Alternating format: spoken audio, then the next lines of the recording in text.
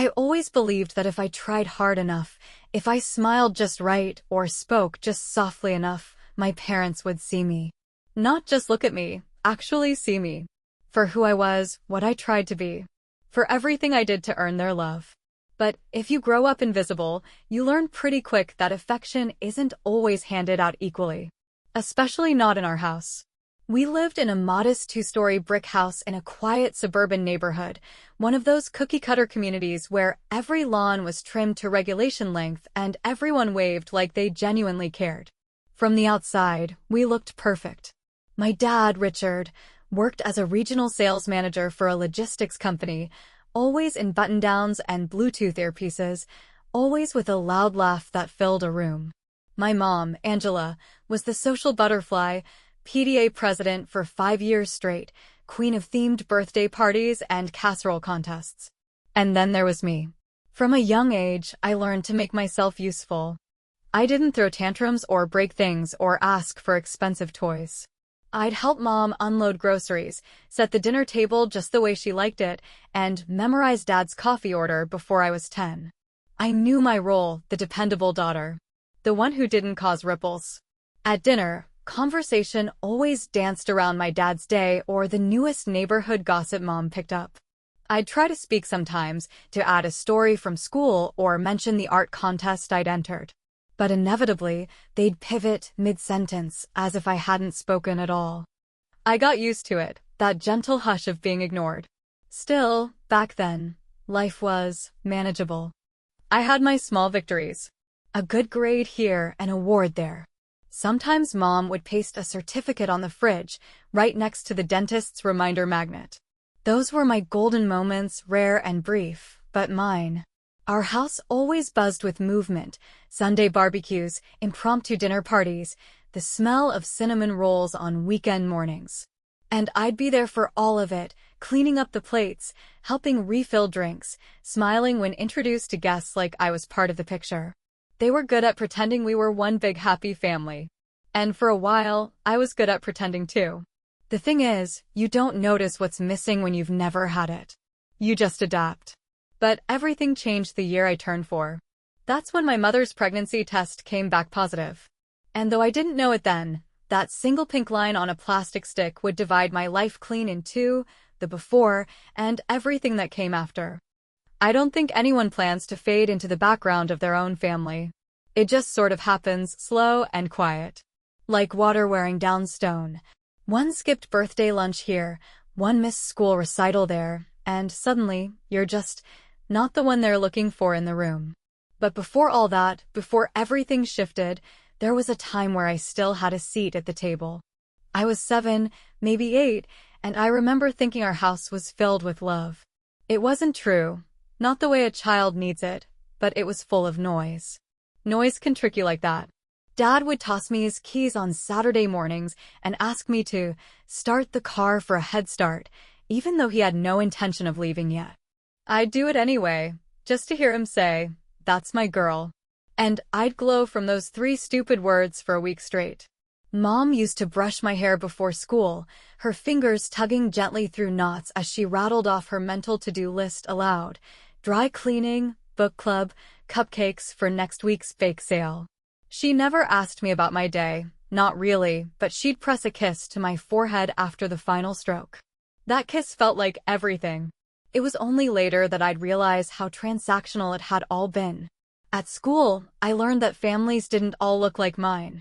Some moms cheered the loudest at soccer games. Some dads sat in the front row for spelling bees. When mine didn't show, I told myself it was because they were busy, important.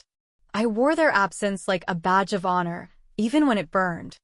I had a few friends back then, nothing too close. I wasn't the funny one or the popular one. I was just her, the girl who always volunteered to stay late and help the teacher. I kept my head down, worked hard, got good grades. Because somewhere along the line, I had convinced myself that if I was exceptional enough, maybe my parents would notice. Looking back, I think I confused structure with stability. We had schedules, we had rules, and everything ran like clockwork. But love? That came with conditions. And the conditions changed depending on what day of the week it was. Still, I was determined. I joined every after-school club I could squeeze in. Art club, drama, even band, though I hated the trumpet. And every single event, I'd scan the audience for them. Sometimes they came. Most times they didn't. But when they did come, they had this way of making it about them. Mom would point out how she left early from a meeting just to make it. Dad would complain about the parking. And they'd always say the same thing after, "You were great. But next time, don't slouch so much. And speak louder." Even their praise felt like a correction. But still, I held on. Because I didn't know any better. Because part of me believed that this was just what families were. Imperfect, distracted, but ultimately rooted in love. I didn't realize how wrong I was. And I wouldn't, not fully, until the day my little sister was born. That was the day the frame cracked. And I started to disappear. By the time I turned 10, I had developed a kind of sixth sense. I could predict the emotional weather in the house before I even made it to the kitchen. The way my mother closed the cabinet doors, or how many seconds Dad paused before answering a question, those were my forecasts. And I adjusted accordingly. That was my survival. But back then, there was still a rhythm to things. Holidays came with traditions. We weren't a family that splurged much, but birthdays meant balloons, and Christmas meant color-coded wrapping paper.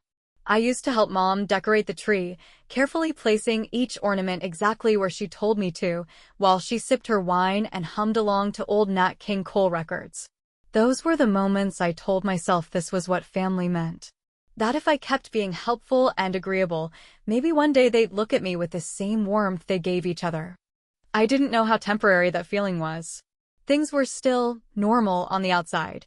At school, I played the role of the responsible daughter.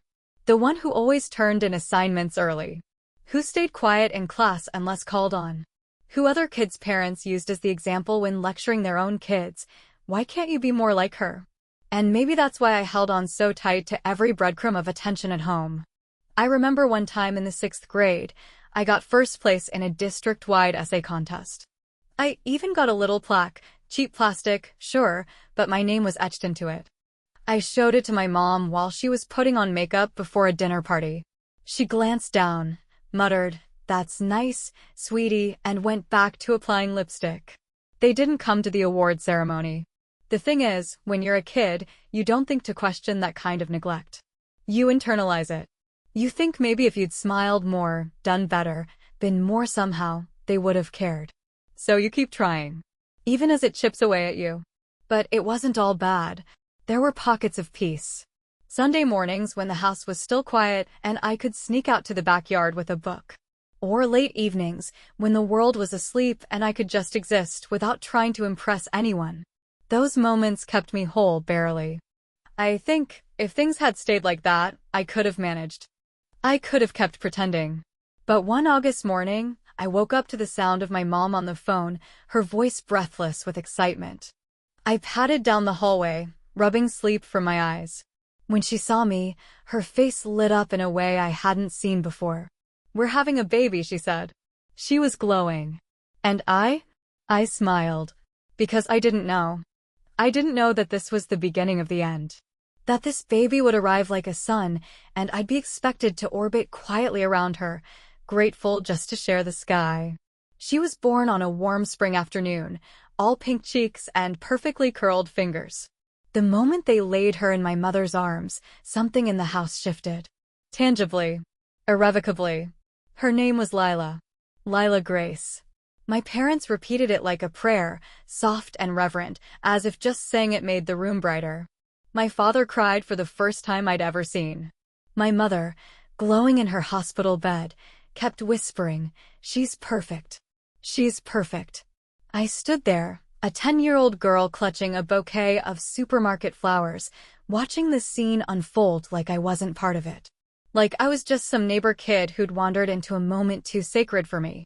"She has your eyes," Mom cooed to Dad, brushing Lila's forehead with a tenderness I hadn't felt in years.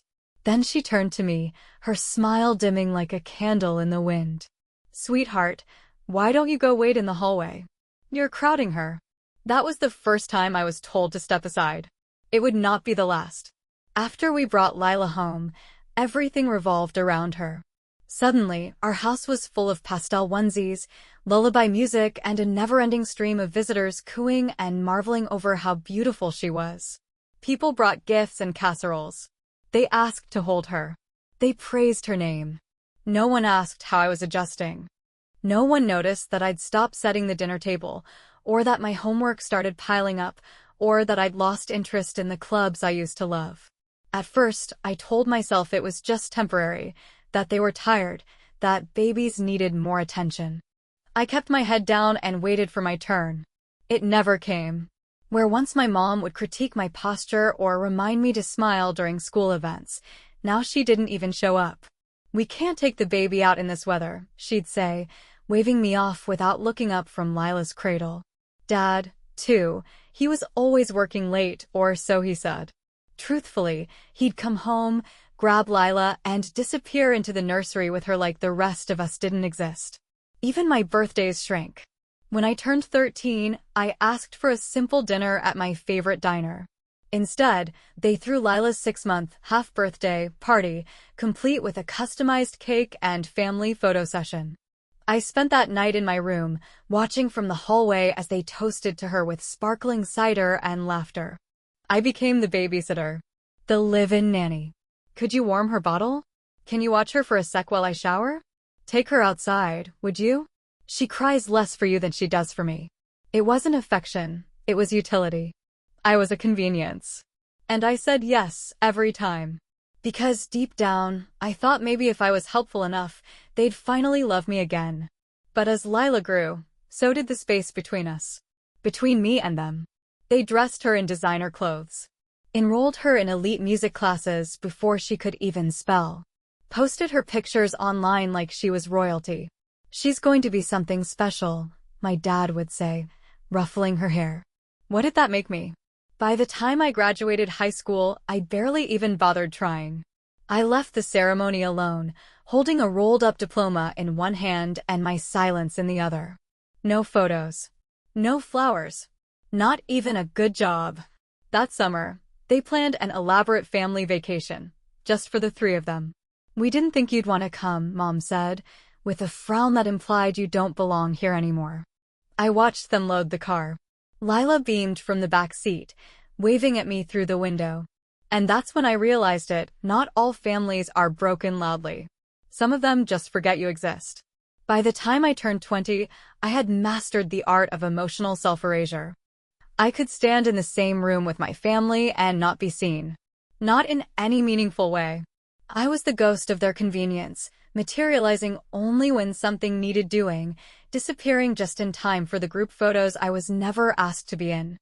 I got a job straight out of high school, admin assistant at a small real estate firm, and started night classes 2 semesters later. Didn't tell anyone. Didn't need to. My achievements had become private celebrations, quiet things I whispered to myself just to remember they were real. Meanwhile, Lila bloomed. By the time she was 16, she had a better wardrobe than me, a professional violin tutor, and an entire gallery wall of her headshots in the hallway. Mom had a second Instagram account just for her. "She's so photogenic," she'd say, scrolling through comments, "and she's got the personality to match." Dad beamed at her recitals. He clapped like it was the Oscars. He once told a neighbor that she was the kind of kid who made you proud to be a parent. I was standing 3 feet away. There's this kind of grief you don't realize you're carrying until it sneaks up and chokes you. Not the grief of losing someone, no. It's the grief of being the one who was never really claimed to begin with. That kind of absence echoes loudest when you're home for dinner and they forget to set a plate for you. I moved out at 21. Small 1-bedroom apartment, cheap but clean. The first time I walked through the door alone, with a key that belonged only to me, I cried. Not because I was sad, but because the silence wasn't judgmental. It was mine. Still, I visited them every few weeks. Like I owed it to myself to keep the connection alive, even if they treated it like a chore. Then came Ryan. He was my boyfriend, kind, attentive, the first man in my life who looked at me like I mattered. We met in a lit class at the community college. He liked my sarcasm. I liked that he listened. We dated for a year before I brought him to dinner at my parents' house. That first night, he shook my dad's hand and complimented Mom's cooking. She beamed. She even remembered my name that evening, which, in that house, was a high honor. I thought maybe, things were shifting. By the third dinner, Ryan was part of the furniture. Lila laughed at his jokes. My dad clapped him on the back like a son-in-law in waiting. I told myself they liked me more now, that maybe they were seeing me through his eyes. I was 23 when Ryan and I decided we wanted to get engaged. Nothing extravagant. No ring yet. Just a promise. We told my family over a Sunday dinner, roast chicken, mashed potatoes, Lila humming some pop song under her breath. Mom's smile froze. "Oh," she said, setting her wine glass down. "Are you sure that's wise?" I blinked. "What do you mean?" She leaned in, suddenly lowering her voice, eyes flicking toward Lila like she didn't want her to hear, or maybe wanted her to. "I just think Ryan's very special. And you wouldn't want to rush something that maybe isn't quite right." I laughed, confused. "Not quite right for who?" She didn't answer.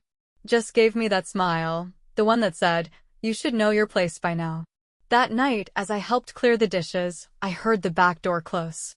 Ryan was missing. And so was Mom. They were outside. Talking. Laughing.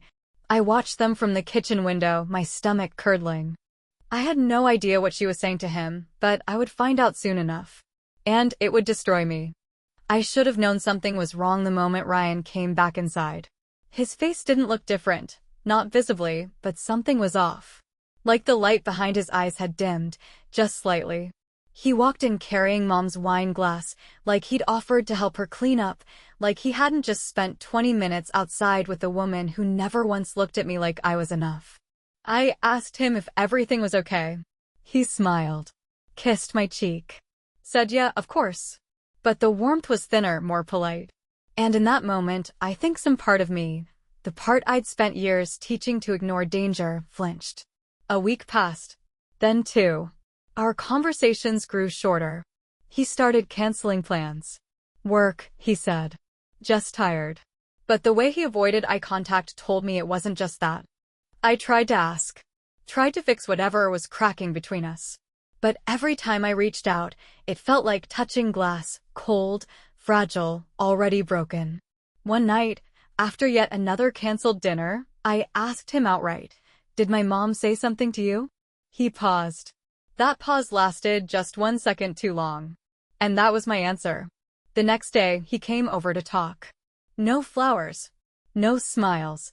He sat on the couch, the one we picked out together, on that rainy Saturday in March, and said my name like it was an apology. He told me we weren't right for each other. That maybe we'd rushed into things. That I was intense sometimes. That he had been thinking about someone else. I remember the silence after those words like it was its own living thing, loud, suffocating, alive. My brain couldn't wrap around it at first. I just stared at him, unblinking, like if I focused hard enough I could rewind the moment and make him take it back. "Who?" I finally asked, even though I already knew. I think I knew the second I saw them through the kitchen window that night. He didn't say it at first. Just stared at the floor like a coward. But then he mumbled it. "Lila." And I swear to God, the earth stopped spinning for a second. Lila. My baby sister. 19, freshly legal, wide-eyed and brilliant in that perfectly packaged, sparkling way that made people forget she'd ever thrown a tantrum in her life. I didn't even know they spoke to each other outside of family dinners. I didn't know she looked at him like that. But clearly she had. And clearly he had noticed. Ryan told me that my mother had pulled him aside that night and told him to think carefully. That marrying me would be settling. That I was difficult, too serious, not a good fit for his future. But Lila? Lila was full of life. Lila was soft, graceful. Lila could make any man look good. I didn't scream. I didn't cry. Not in front of him. I just stood up, walked to the door, and opened it. "Get out," I said. My voice was cold. Unfamiliar. It was the voice of someone who had been betrayed for the final time and refused to play her role anymore. He hesitated, like he thought I'd crumble, like he expected the begging. When I didn't, he left. I don't remember falling asleep that night. I don't remember eating. I remember staring at the wall for what felt like hours, every cell in my body vibrating with fury and grief and the kind of heartbreak you can't even name. Because it wasn't just about a man. It was about being chosen last, over and over and over again, until one day, they stopped pretending I was even in the running. The next morning, I packed a duffel bag and left. I didn't say goodbye. I didn't leave a note. I walked out of that house and out of their lives like a ghost finally choosing to vanish on her own terms. I waited for a call, a message, something. Nothing came. Because in the end, I was right. They didn't care. Not even a little. I left with 2 changes of clothes, a half-dead phone, and $63 in my bank account. That was it. No plan, no map, just adrenaline and the sudden, feral need to put as much distance between me and that house as possible. I walked for nearly an hour before I even realized I was crying, not those dramatic sobs they put in movies, but the kind that leaks out in silence, like grief's found its own quiet exit. I had nowhere to go. The first call I made was to Mia. We'd known each other since community college, both of us the quiet types, both allergic to drama and both drawn to late-night coffee runs and books with angry women on the covers. She picked up on the second ring. Hey, what's up? My voice broke. I hadn't expected it to. I thought I'd just ask if I could crash on her couch for a couple days, maybe lie and say my apartment had a leak or some BS like that. But the moment she said my name, the words caught. Can I stay with you? I whispered. Just for a few days. Please. No questions. She gave me the code to her apartment gate, told me the spare key was under the frog-shaped planter on the porch, and said she'd leave the bathroom light on. I could have collapsed right there on the sidewalk. When I got there, I slipped inside like a fugitive. Her place was small, a single-bedroom walk-up with uneven floors and dishes in the sink, but it smelled like lavender and had walls covered in art and Polaroids. I curled up on her couch and stared at the ceiling fan spinning above me. That was the first night I slept through the whole night in weeks. And not because I felt safe, but because I was finally gone. Over the next few days, I called every friend I had, all 5 of them. Some offered sympathy but no space.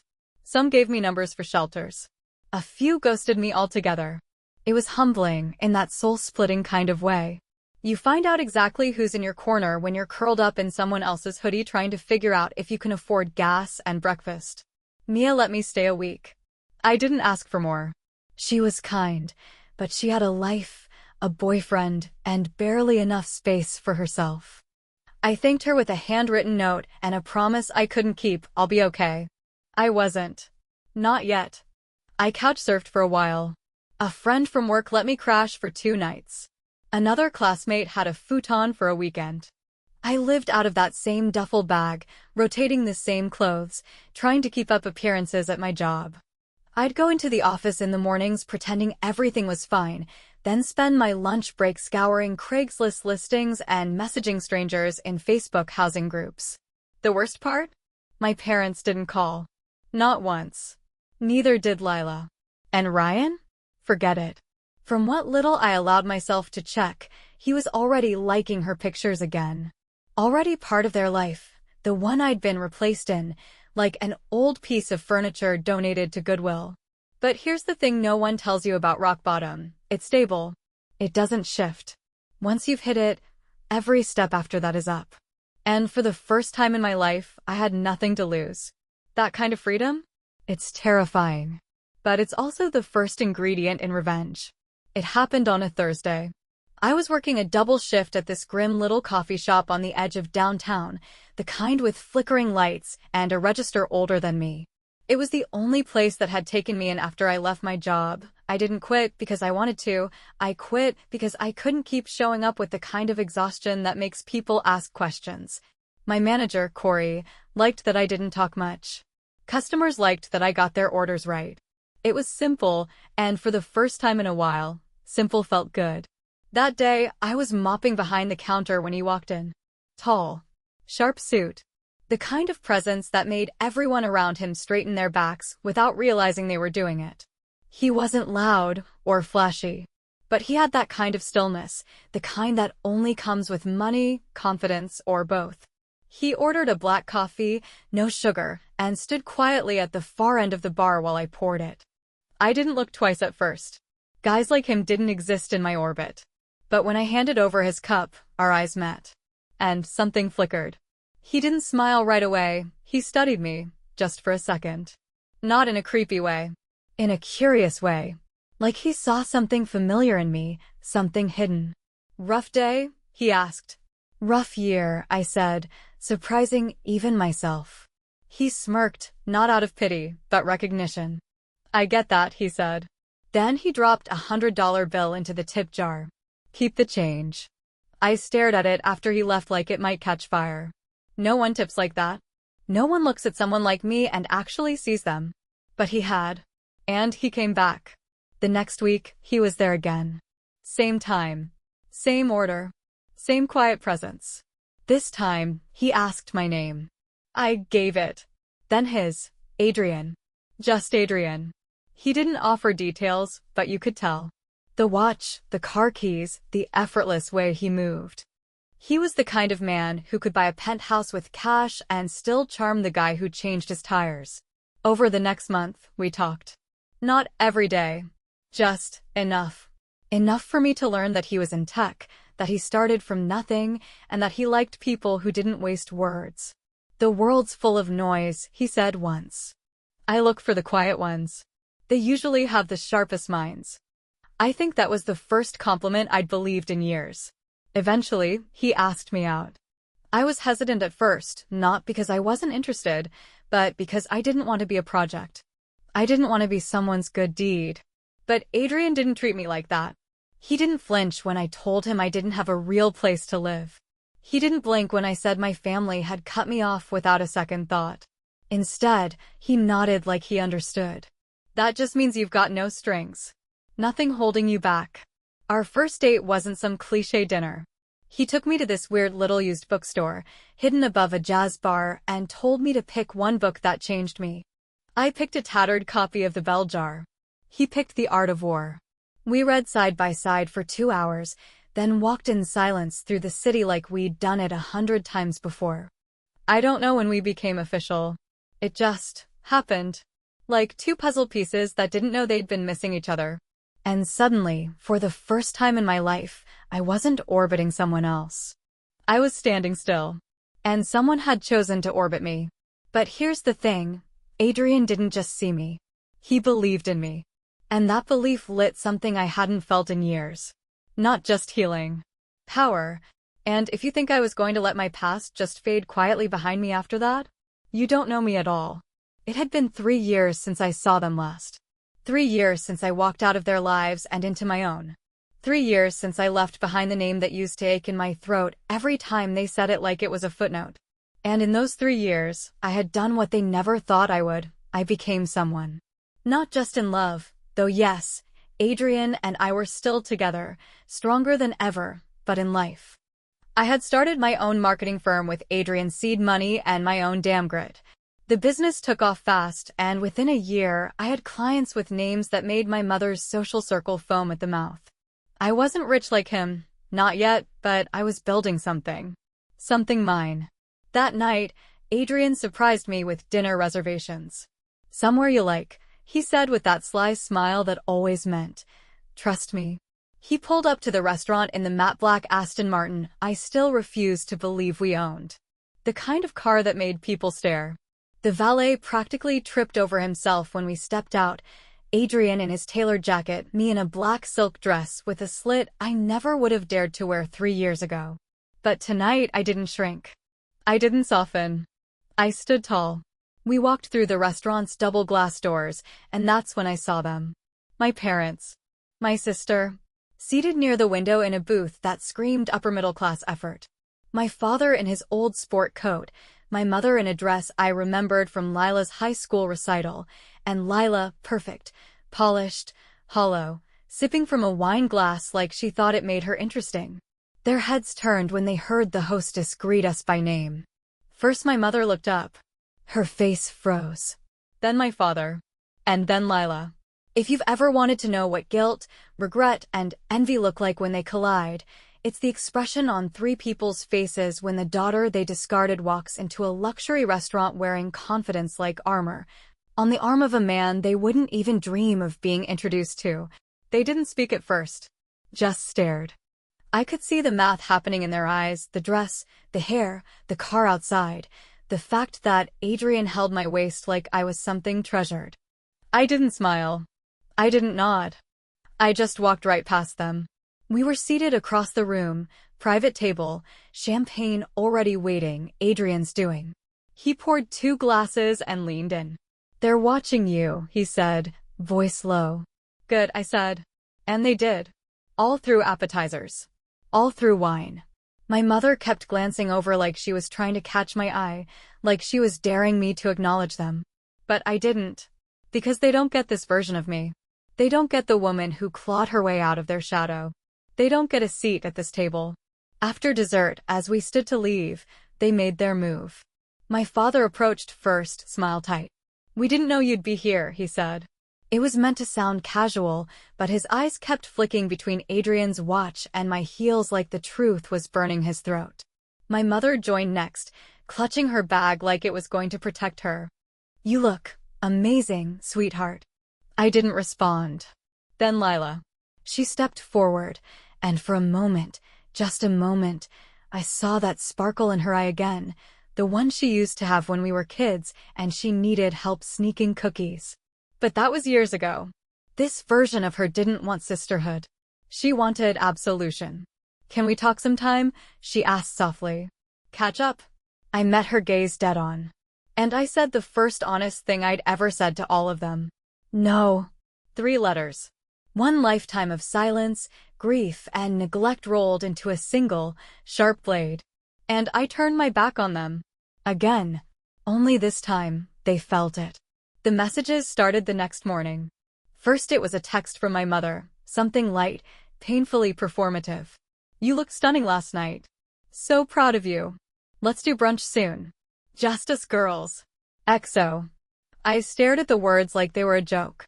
Like I wasn't the same daughter she once shoved aside to offer up my boyfriend to someone else's cradle. Then came my father's email. "It was really great to see you, sweetheart. We've been following your success, didn't want to crowd you. You're clearly doing well for yourself. Let us know when you're free to stop by the house." The house. Like I was still welcome there. Like I hadn't been erased from their lives like a chalkboard mistake, too messy to clean up, too inconvenient to remember.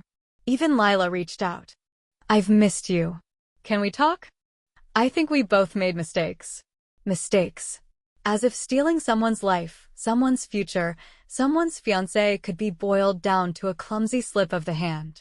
I didn't respond to any of it. But they didn't stop. My dad called me at work the next week. I let it go to voicemail. He tried again the next day. And again. Eventually, I blocked the number. That night, I got a message from a different one. "Hey, it's Dad. Can we talk? Your mom's been upset. Let's not keep this grudge going. Life's too short. Life is short. But not short enough for me to forget." They didn't want me. They wanted access. To my life. To Adrian. To the power I now carried like a blade they never expected me to forge. They thought I'd softened, or maybe just grown desperate for their affection again. But they were wrong. I didn't need them anymore. Not the half-hearted, "how are yous," not the awkward phone calls, not the apologies that only came after I proved I had value they could exploit. I'd outgrown their approval. And once you do that, their control dissolves. Adrian noticed it first. "They're circling," he said one night, tossing his phone onto the marble kitchen island. "I had a message from your dad on LinkedIn, of all places. Wanted to grab lunch sometime." He used the phrase mutual benefit. Adrian's smile was sharp. "Charming." I laughed, the sound dry and real. "They think you're a ticket." "They're right," he said, stepping closer. "But the only ticket they'll ever see is the one they lost."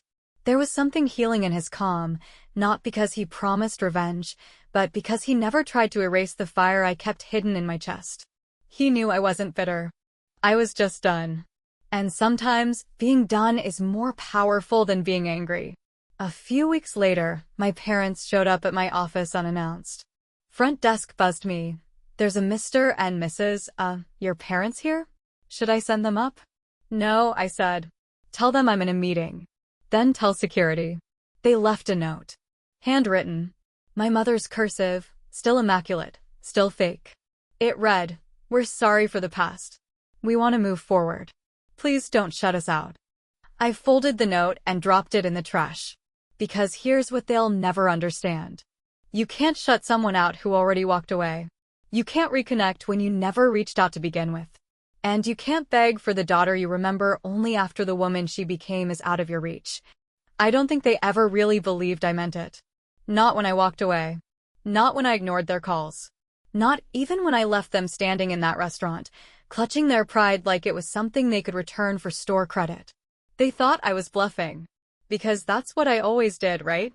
I took the hits. Bit my tongue. Smiled small. Said, "It's fine," when it never was. For years, I let them chip away at me until they didn't have a daughter so much as a mirror, one that only reflected back their expectations. But I'm not that girl anymore. And the thing about mirrors is, when they crack, they don't shatter silently. It's been 6 months since they showed up at my office. 3 since I blocked every number they tried. 2 since Lila posted a cryptic story about regret and growth that not so subtly tagged a quote about forgiveness. I didn't respond. I didn't even watch it. I don't keep tabs on them anymore. I don't wonder what they're doing or if they've changed. I know exactly who they are, and more importantly, I know who I am now. Adrian and I just closed on a house. Not just any house, a restored Victorian with floor-to-ceiling windows and the kind of clawfoot tub I used to daydream about from the corner of Mia's couch. There's a small library tucked behind French doors, a rose garden that smells like peace, and a kitchen I designed from scratch, not because I cook often, but because I could. I invited a few people over for the housewarming. Not blood relatives, real family. Mia, her boyfriend, a few close friends from work. People who saw me when I had nothing and stood by me anyway. We drank wine on the porch. We danced barefoot on the hardwood. We laughed without apology. At one point, Mia raised her glass and said, "To new beginnings." I looked around the room, at the home I built, the life I chose, and I felt it. Not closure. Not justice. Freedom. You see, the real revenge? It isn't showing up better. It isn't getting richer or prettier or more successful, though yeah, I won't lie, all of that helps. It's not needing to prove anything anymore. It's knowing they'll watch from the sidelines, mouths dry, realizing that the daughter they overlooked became the woman they'll never be allowed to know. And the beautiful part? I didn't burn the bridge. I just built my world so high they can't even see it from theirs.